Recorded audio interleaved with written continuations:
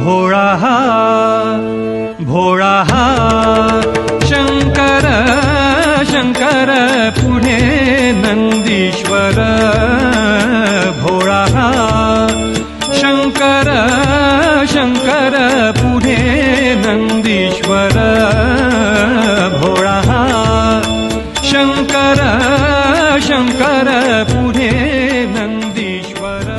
गर्भगृह जो आहे तो जेव्हा मुघलांनी आपल्यावरती आक्रमण केले, म्हणजे जेव्हा अफजल खान वगैरे आपल्या स्वराज्यावरती चालून आले, तेव्हा हिंदूंचे मंदिरं तुळजापूरचे असतील, पंढरपूरचे असतील, त्या काळामध्ये आमचा शिवमंदिर देखील ते तोफेमध्ये उडलेला आहे। आणि हा शिवमंदिरचा जो मेन कळस आहे तो कमीत कमीत 18 ते 20 फूट अजून उंच आहे।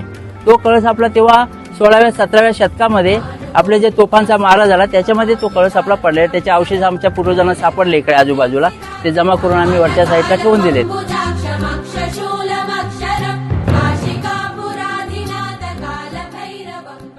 असे म्हटले जाते की हे शिव मंदिर 11व्या शतकापेक्षा देखील जुने आहे आणि हे मंदिर एका रात्रीत पांडवांनी बांधले होते। मंदिरातील भव्य आणि दिव्य कलाकृती आजही या मंदिराच्या इतिहासाचे साक्ष देत आहेत। It has one of the most beautiful structures we have ever seen. The temple is made of black basalt stone.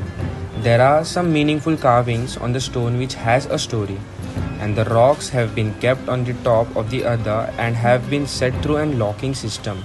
There's no glue, no cement. In short, traditional architecture is at its best.